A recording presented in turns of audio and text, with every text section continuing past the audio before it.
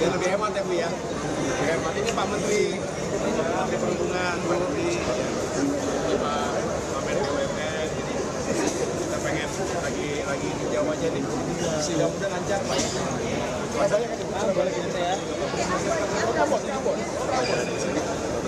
Ya, semoga lancar Pak Ibu ya. Nanti buatan juga bagus ya. Salam buat keluarga di Korea.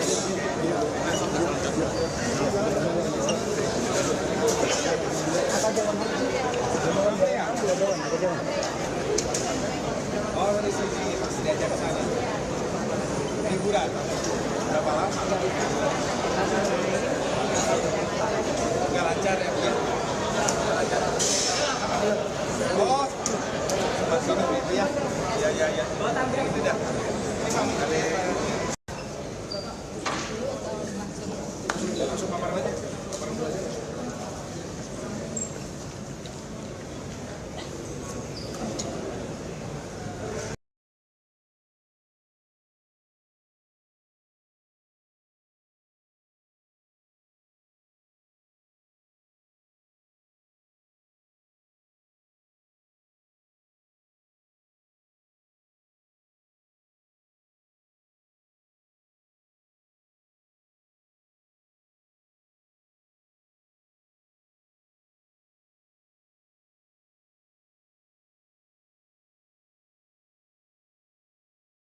Lancar ya Bu ya. Pelayanan Pelni gimana?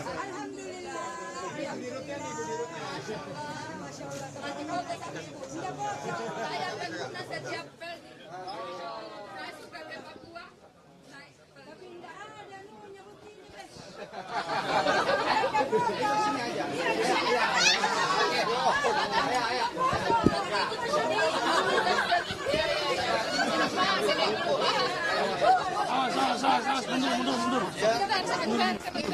Udah.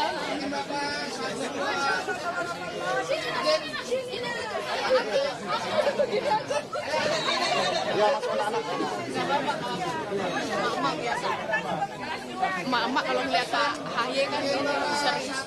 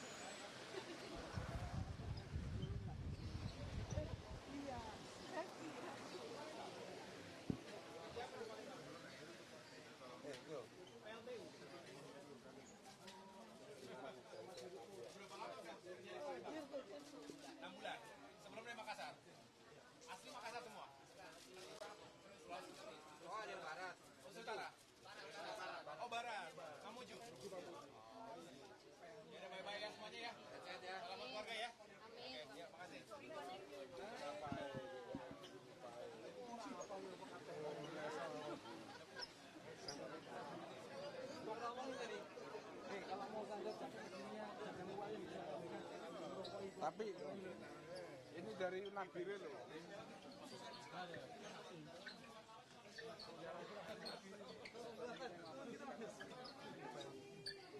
Ibu itu loh menghibur.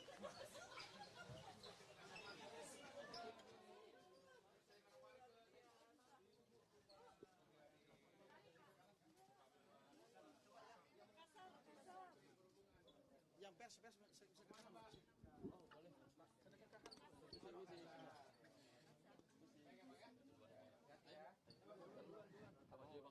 Pers duluan boleh nggak Mas? Kita tidak membelakangi. Oke, thank you Mas.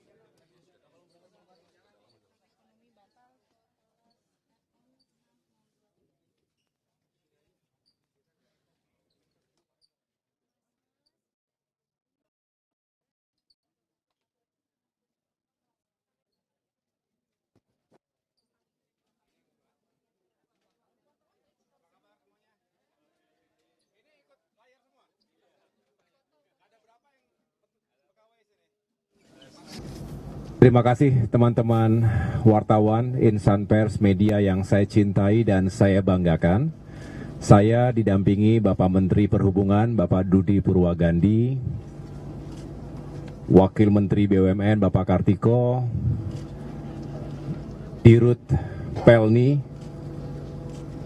ada Dirjen Transportasi Laut, dan Kapten KM Labobar, yang tadi sama-sama kita sudah menyapa para awak kapal, termasuk para penumpang KM Labobar yang dalam waktu dekat akan segera berlayar menuju ke titik tujuan masing-masing. Tadi saya sambil berdialog juga bertanya cukup banyak keluarga yang akan berlayar dari Tanjung Priok, dari Jakarta menuju ke Indonesia bagian timur. Termasuk tadi ada yang ke Ambon, ke Tual, ke Makassar, ke wilayah Papua, ada yang ke Manokwari, ke Nabire, dan lain sebagainya. Ini sebuah upaya kita untuk meyakinkan bahwa transportasi laut di masa Nataru dan tentunya setiap saat bisa benar-benar melayani masyarakat. Karena sampai dengan hari ini, tadi kami juga di ruang Pelindo juga mendengarkan pemaparan dari Ibu Dirut Pelni yang menyampaikan bahwa per hari ini ada 82 kapal, 50 milik Kemenhub, kemudian 32 milik Pelni. Di antara 32 ada 26 yang merupakan kapal penumpang, di antaranya adalah KM Labobar ini, yang setiap tahun itu bisa hingga 5 jutaan lebih penumpang yang diangkut baik ke sektor barat, sektor tengah maupun sektor timur Indonesia.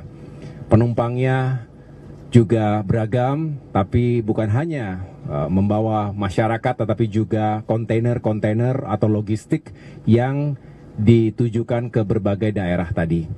Dan kita tahu bahwa sektor transportasi laut ini juga harus terus diperkuat karena juga masih menjadi primadona, apalagi jika dihadapkan pada biaya perjalanan.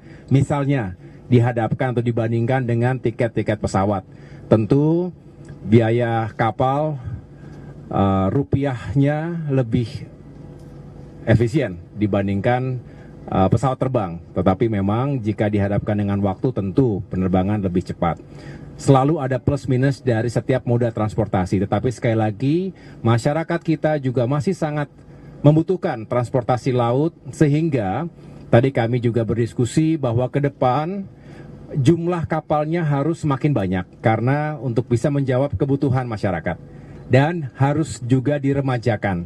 Ada usia teknis yang masing-masing produsen itu telah menentukan, misalnya untuk kapal-kapal produksi Jerman seperti Labobar ini 30 tahun usia teknisnya. Ini usianya 21 tahun, jadi masih oke. Tetapi ada yang juga sudah lebih senior usianya, harus segera diremajakan. Tetapi yang jelas maintenance-nya juga terus dilakukan oleh jajaran Pelni, sehingga faktor keamanan dan keselamatan itu tetap nomor satu. Bahkan kita juga berharap faktor kenyamanan juga tidak boleh ketinggalan, kebersihan, ketertiban, dan lain-lain. Tadi saya lihat kapalnya bersih ya, Captain. Kemudian juga kita cek instrumennya juga semuanya masih bekerja dengan sangat baik. Dan mudah-mudahan Kapten dan para kru bisa menjalankan tugas dengan baik dan melayani masyarakat sampai ke tujuan akhirnya. Saya pikir itu yang dapat saya sampaikan. Sekali lagi terima kasih Pak Menhub, kerja kerasnya, Pak Wamen BUMN, termasuk Ibu Dirut Pelni dan jajaran Pelindo dimanapun berada. Kita lanjutkan tugas-tugas kita, terutama untuk melayani masyarakat di masa Nataru, dan kita juga tidak lama lagi setelah berganti tahun, di bulan Maret adalah masa bulan suci Ramadan, termasuk libur Lebaran akan semakin tinggi mobilitas, dan kami dari Kemenko Infrastruktur dan Pembangunan Kewilayahan ingin selalu meyakinkan konektivitas antar wilayah bisa disiapkan dengan sebaik mungkin untuk ekonomi dan kemudahan masyarakat penggunanya. Saya pikir itu. Silakan. Mas, terkait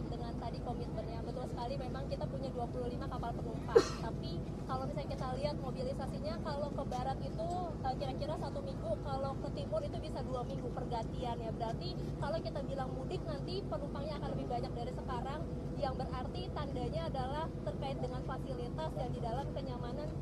Oke, thank you. Yang saya Valencia Trixie dari Kompas TV, Mas. Ya, kalau misalnya kita bilang nanti soal mudik, berarti kan terkait dengan dispensasi, akan ada dispensasi, penumpang akan lebih banyak, kemudian juga terkait dengan kenyamanan, ini pasti akan melebihi. Kalau sekarang masih ada kasur, mungkin pas nanti mudik, saya juga sempat ikut waktu itu, ada yang tidurnya di lantai begitu ya, karena memang tidak cukup. Nah, mungkin terkait dengan komitmen ke depannya ya, terkait dengan penambahan kapal, memang dari DPR sudah diketok untuk DP, tapi itu 3 kapal baru untuk menggantikan, jadi bukan menambahkan. Nah, padahal kita butuhnya adalah penambahan kapal karena masih kurang sekali, kita juga negara maritim.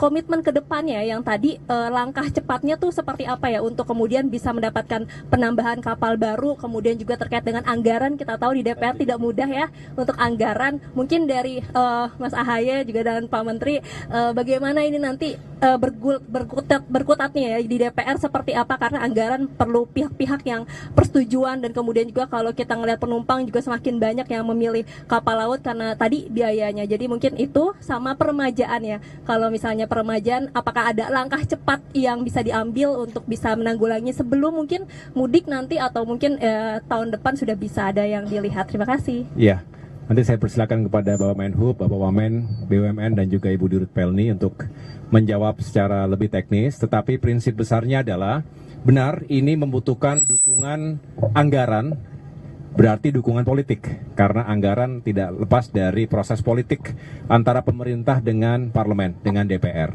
Jadi kita akan meneliti secara lebih detail. Tadi sebetulnya sudah dipaparkan berapa proyeksi kebutuhan kapal tiap tahun, tiap 5 tahun ke depan, dihadapkan pada peningkatan demand masyarakat yang juga akan menggunakan kapal ini dari waktu ke waktu. Apalagi nanti ada beberapa timeline yang memang akan terjadi peningkatan intensitas mobilitas manusia maupun barang. Terkait dengan penganggaran, tentu sekali lagi harus dihitung dengan cermat. Memang tidak murah. Satu kapal itu bisa 1,5 triliun rupiah. Dan setiap uang rakyat, setiap rupiah uang rakyat harus dipertanggungjawabkan dengan sebaik mungkin. Kita juga harus melihat berapa kemampuan APBN untuk bisa memberikan support untuk peremajaan sekaligus penambahan jumlah kapal, tapi juga tengah kita bicarakan skema-skema pembayaran yang juga kredibel dan bisa lebih cepat ketika kebutuhannya juga memang lebih urgent. Nah, sedangkan di waktu yang ada, tadi saya juga berpesan agar proses maintenance ini juga harus selalu diutamakan, termasuk juga dicek instrumennya, termasuk sarana-prasarana yang membuat masyarakat lebih nyaman lagi, termasuk utamanya tadi kita lihat contohnya skoci-skocinya itu kan juga harus dicek, diinspeksi dari waktu ke waktu, sehingga tidak boleh ada kata terlambat apabila harus digunakan. Tetapi selebihnya kita juga ingin mengawal proses ini bersama-sama, dan saya tadi sudah menyampaikan kepada Bapak Menhub, nanti kita duduk bersama, kita secara khusus membicarakan kebutuhan peningkatan transportasi laut ini.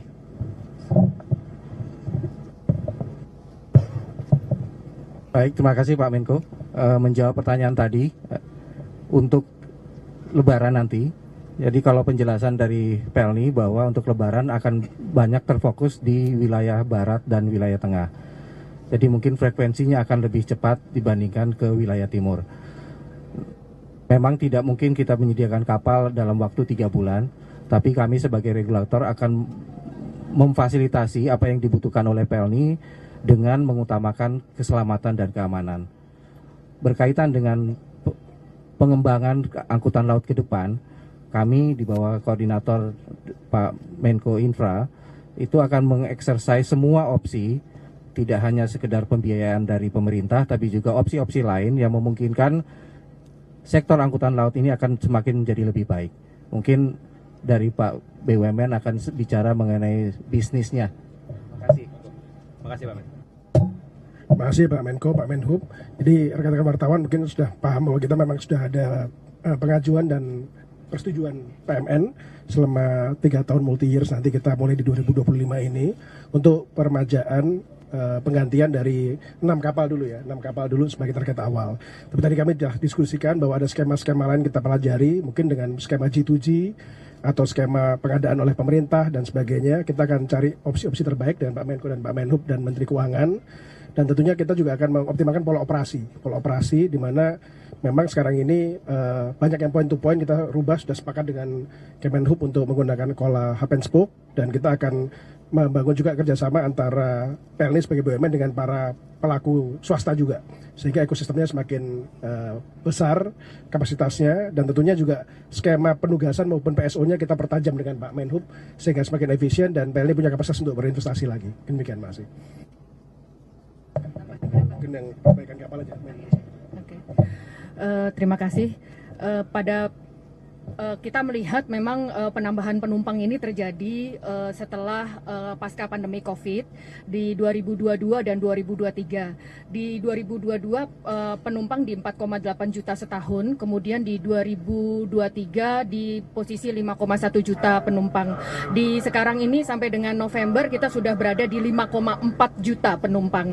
Sehingga karena kita melihat tren peningkatan ini, maka kami dari PELNI menyampaikan atau mengusulkan adanya replacement kapal, berikutnya nanti tahapan penambahan kapal. Terkait dengan non-seat, pada prinsipnya kami mengakomodir permintaan dari masyarakat. Jadi kalau nggak ada permintaan dari daerah-daerah persinggahan kapal tersebut, tidak ada permintaan non-seat, kita juga nggak akan melakukan non-seat itu sendiri. Tetapi fasilitas yang diberikan kepada non-seat sama dengan fasilitas yang seat. Dan dipastikan dari aspek keselamatannya pun juga sesuai dengan persyaratan. Oke ya. Oke, makasih semuanya. Ya. Bagus, isu lain boleh nggak sih? Apa? Politik, Pak Ahli, boleh mau